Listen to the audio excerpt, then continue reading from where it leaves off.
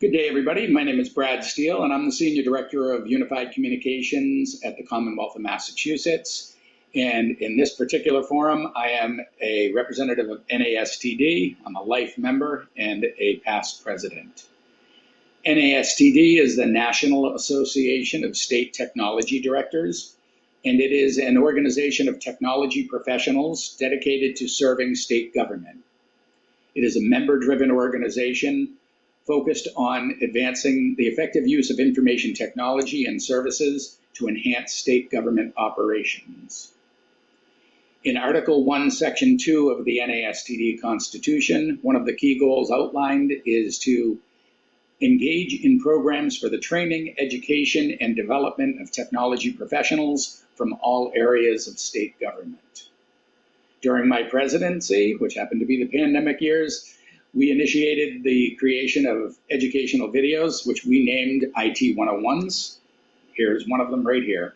That was put together to support the mission of that training. These videos feature interviews with industry leaders from our corporate affiliate community, where I roughly ask 12 questions in there somewhere related to technology, services, or strategies that are new or understood, as I like to call it. If you haven't yet explored the other videos that are available, I encourage you to visit the NASTD website at nastd.org, which provides a link to our YouTube channel, and there you can find all of our IT 101 videos. And when you're there, we ask that you do all of those fun things that social media places ask you to do: subscribe, thumbs up, like, share with a friend, etc., etc. So today's topic for education is AI utilization in customer experience.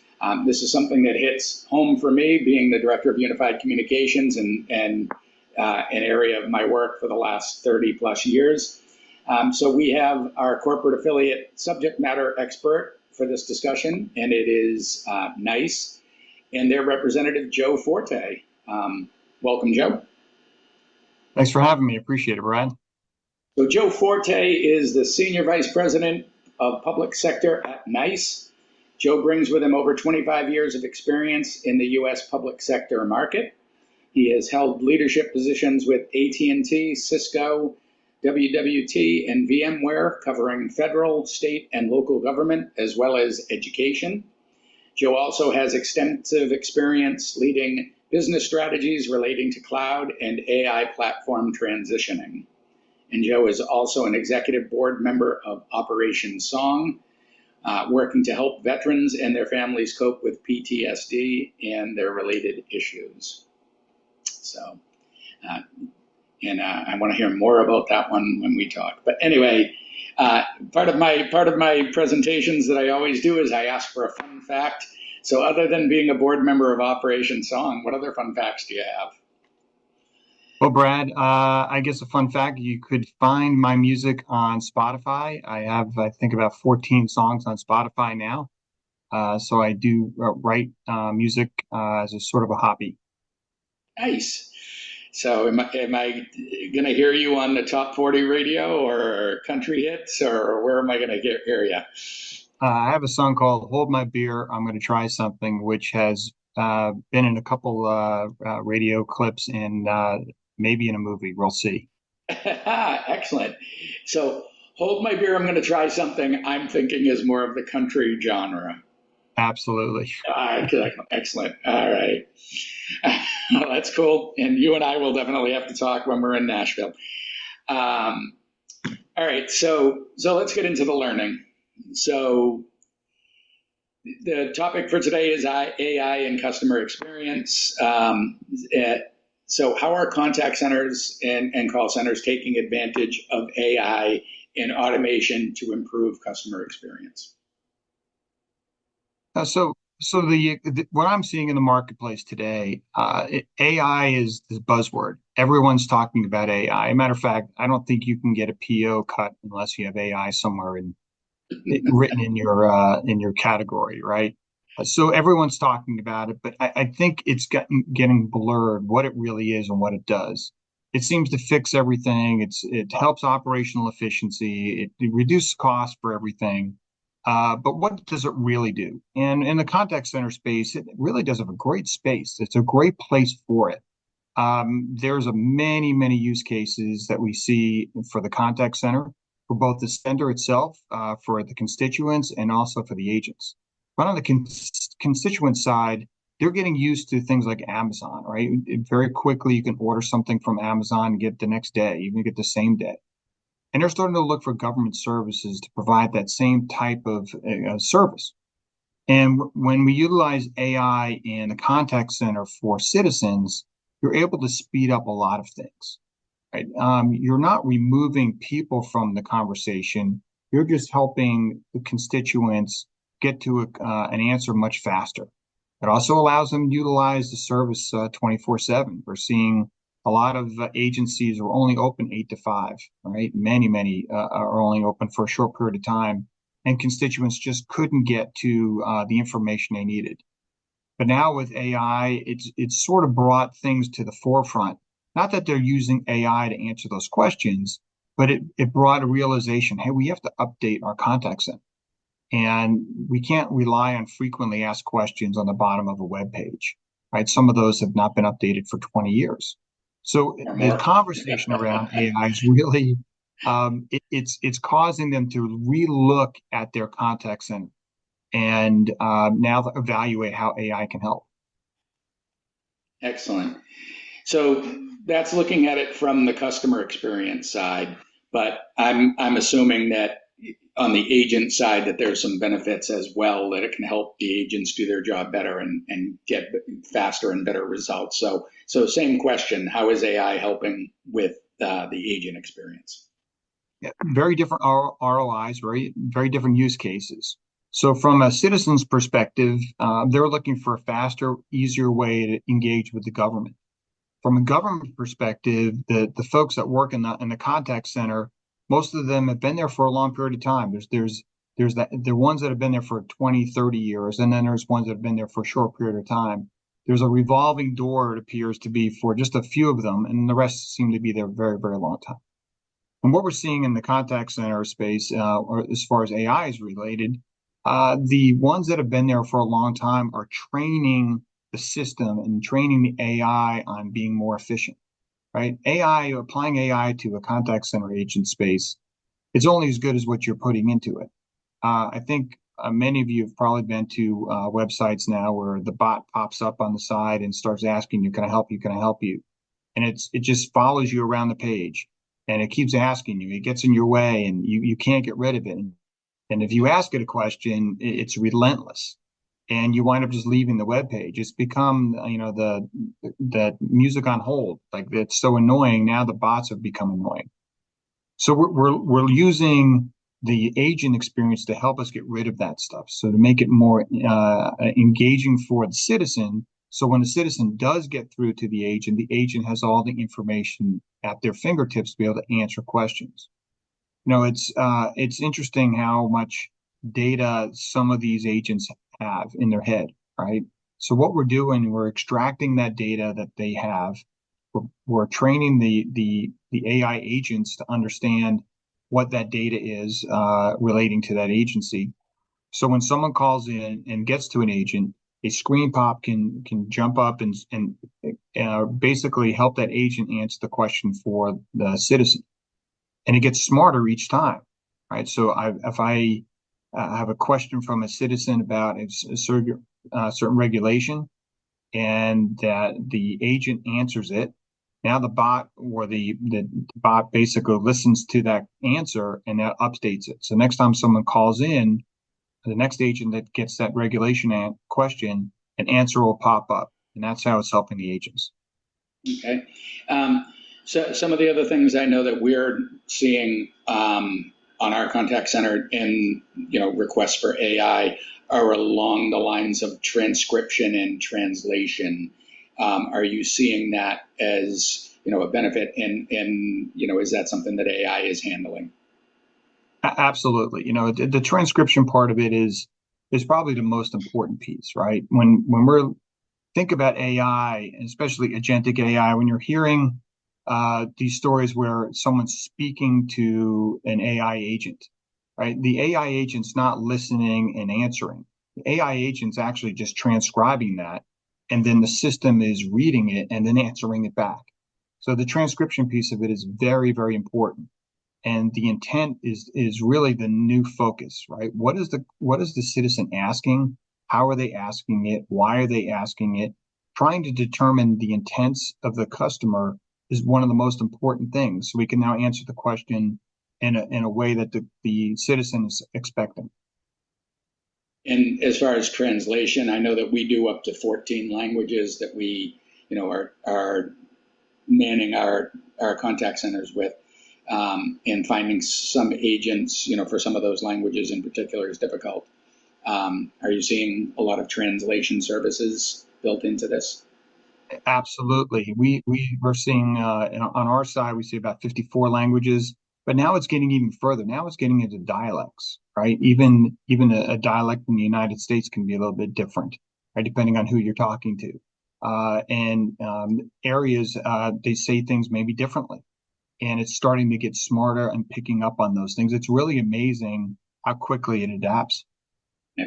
My wife's from Brazil, and I say I speak Portuguese fluently, and then I speak to her uncle who's from the Azores, and it's like, really, is he speaking the same language?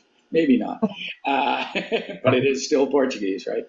Um, all right. So, how can states take advantage of the AI technologies? What can we do?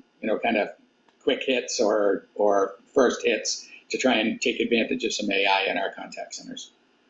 Yeah, so I think we've got to be careful about quick hits, right? If you do something quick, you're going to probably put yourself in an awkward position because AI is here to stay, and utilizing it correctly is really, really important. Understanding what it can do and what it can't do is a very first step. And understanding what it can do for your citizens and what it can do for your agents is really important. They're two separate things. So my suggestion is to take a look at both, ideate on both of them separately, and take a look at what you want to do first. A lot of our clients are looking at doing the internals first. And a good start is like auto summary, right? Just summarizing all the phone calls that are coming in and taking a look at what's coming in, analyzing what that looks like, because that'll help you build your front end. Right? Why are my customers calling? Are they calling about the same thing every day? Maybe there's something I could do on my website. Maybe there's something I could send out to my constituents so they don't have to keep asking me the same questions. So that's my first starting point is do it internally with something simple like auto summary. Excellent. Um, so, what advancements can AI add to like reporting and management of contact centers? Is that something that it can do? Absolutely, right? So AI is at now, if you're deploying it correctly internally, you can start asking it questions. Right? You can say, tell me how many times someone has been on hold for this particular question, or how many times on a Tuesday do we have long periods of on hold times? What are my gaps in my day?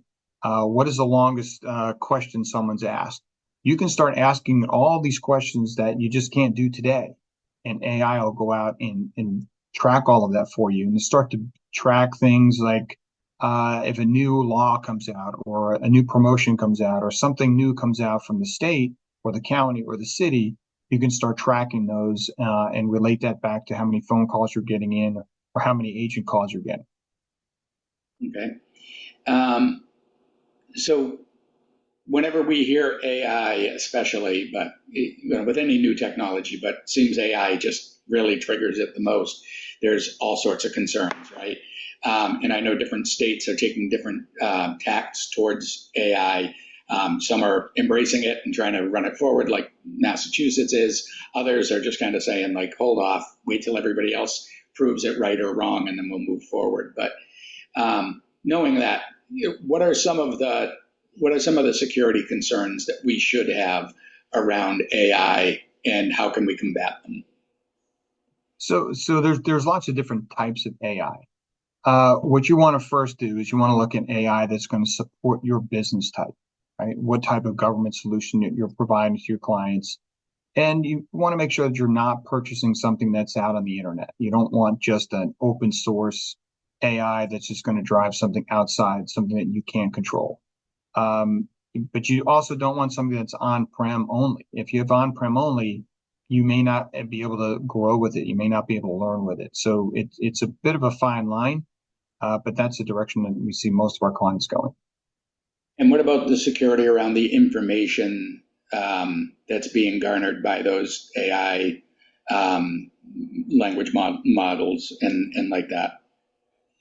There's a lot of parameters based around where that the information sits. There are compliance issues, of course, that come up. We do have some clients that are on state ramp and fed ramp, and there's some SOC compliances and even some HIPAA compliances, depending on who you're working with. But we can solve for all of that. Okay.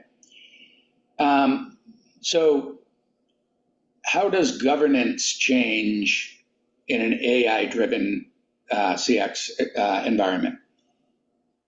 That's a great question, right? And it's pretty broad. What we're finding is our customers are looking at their business and saying, all right, if I'm a state, for instance, and I've got 17 or 25 agencies, each agency is a little bit different. They're run differently, they have different heads, different ideas, and governance is certainly different in each one of those, right? Their culture can even be different in the same state.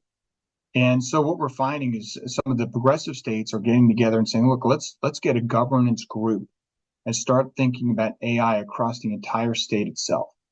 And let's build a front door for the entire state. And let's see what that looks like. So if a citizen wanted to reach any one particular agency, they could call into theoretically into 1-800 name of the state. They can interact with that organization through using AI and interact to each one of the agencies.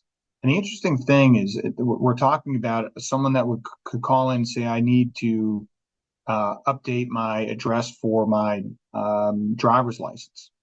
And they're talking with the DMV. And all of a sudden they say, well, I also want to check on my SNAP benefits. Well, today you really can't do that.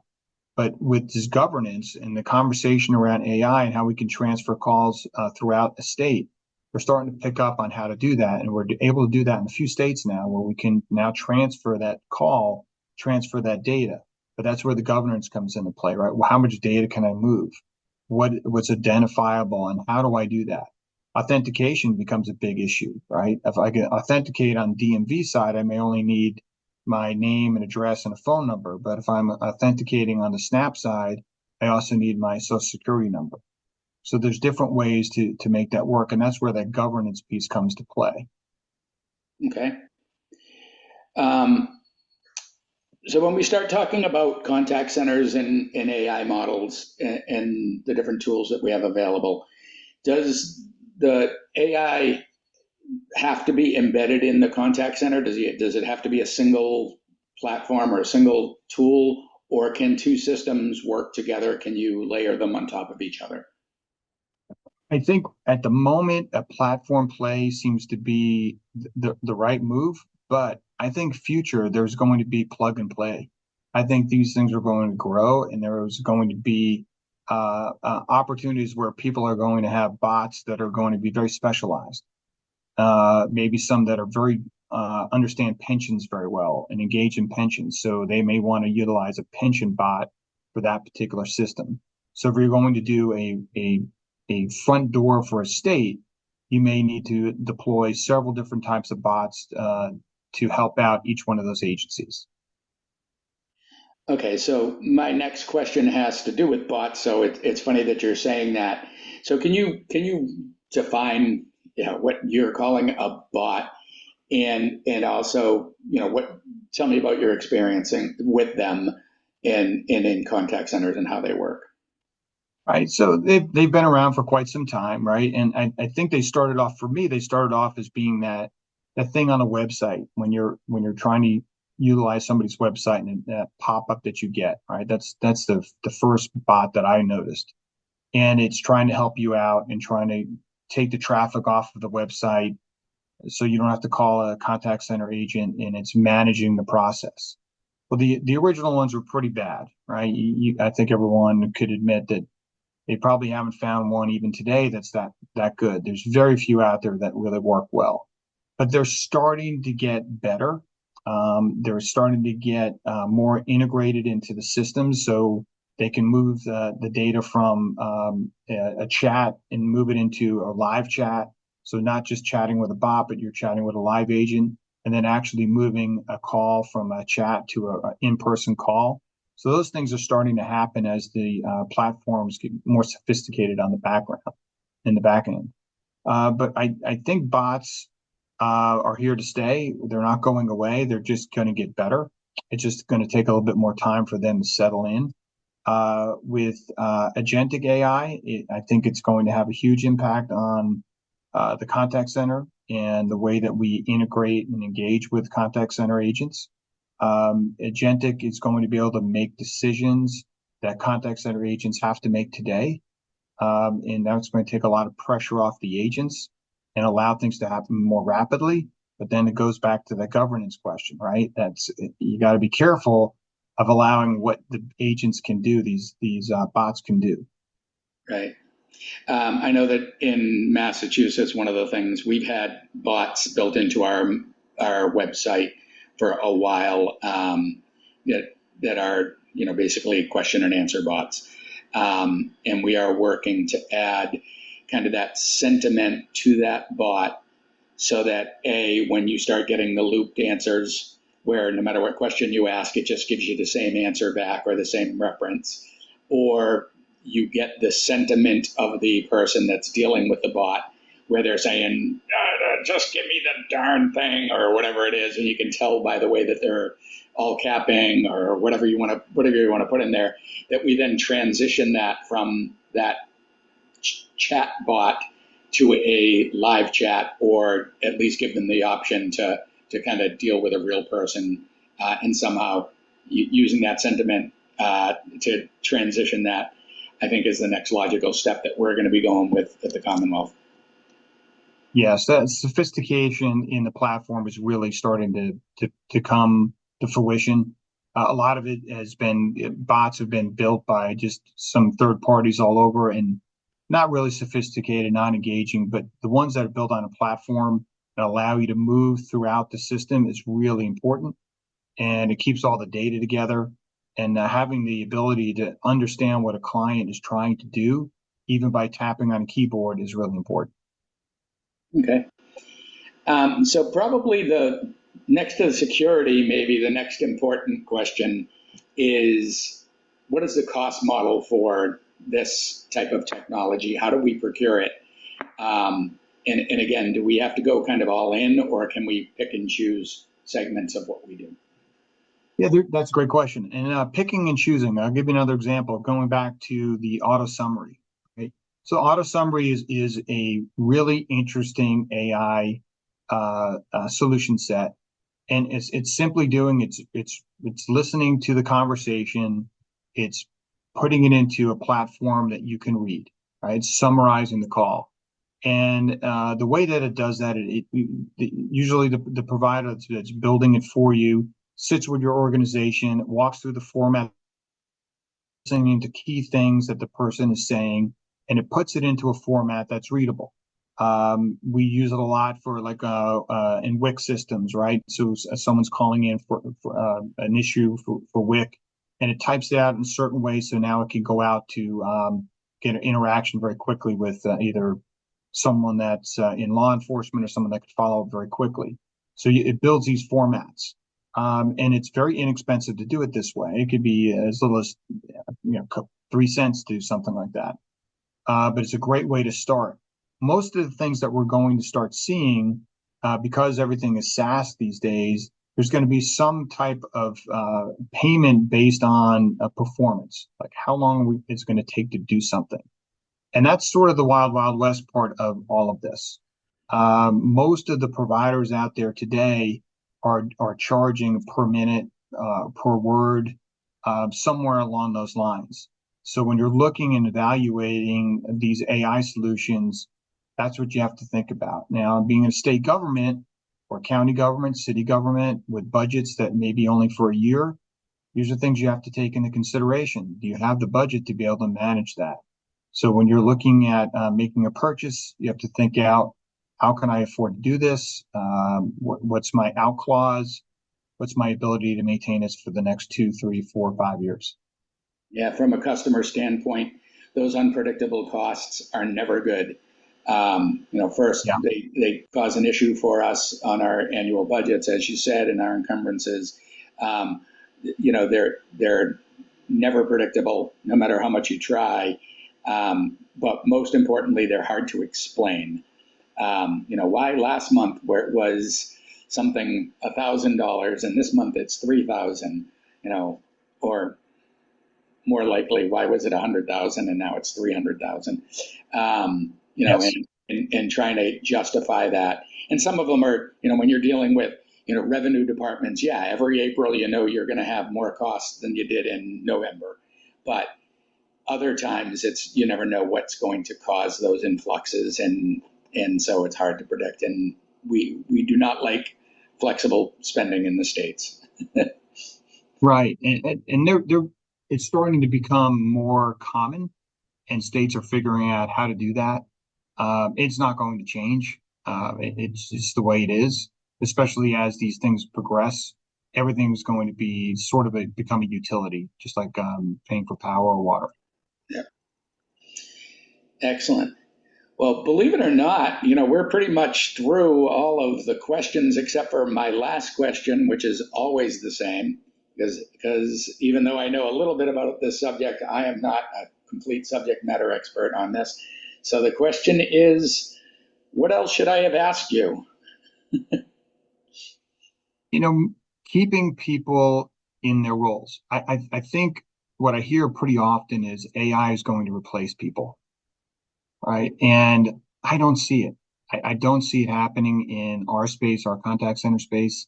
The people, the more I'm around it and the more I'm engaging in being involved in some of these sales and the implementations, it's even more evident how important people are.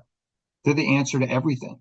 Uh, Other things break down, people don't. They still have the data. They still understand how to manage people. So it's inspiring to see great people having great jobs and providing great service. And I think that's one of those things that we tend to just kind of walk past. But having good people on your team, hiring good people, continuing to keep that funnel open for hiring good people in the contact center, I think we're going to have better people because I think AI is going to make the contact center an easier place to work. Mhm. It's going to make it more interesting. I think it's going to give inquisitive people more data to work with. And at the end of the day, I think it's also going to allow people to feel like they've accomplished something, right? They'll know that at the end of the day, hey, I was able to help 10 people, 50 people, 25 people. Right now, it's in somebody's book, right? But if you could do it with AI, you could run reports and see how successful you are for a day. So I see good things coming for people that work in contact centers. Yeah, I couldn't agree more. First of all, with the budget concerns and things that states are facing, hiring people is difficult, and getting people on board and who stay on board and stay engaged is difficult.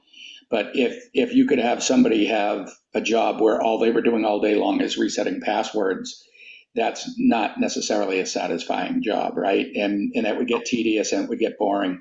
But if you can tell those same people, yesterday you were resetting 75 passwords and helping 5 customers. If you could say instead today you're going to help 25 customers with real problems and help them get real solutions, I think they're going to be much more satisfied with their work, and they're going to feel better because they're actually producing something and not just resetting passwords.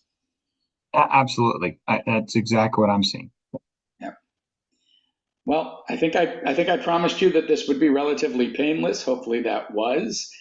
For folks listening, hopefully you got something out of this. I always do. As I said, if nobody else were listening to these, I would still want to record them because I get something out of it. So hopefully the folks watching are getting something out of it as well. Um, so thank you again, Joe. Again, this is Joe Forte from NICE, and he is the SVP of Public Sector. Thank you for your time and your expertise. Thank you so much, Brad. I really enjoyed it. Thank you. And by the time this gets produced and sent out, we'll be in the probably late July timeframe, and we'll be getting ready to all go to Nashville. So should we stop by and see you anywhere good while we're there? Possibly. All right. Well, thank you again for your time. Thank you. All right, and thanks everybody for watching.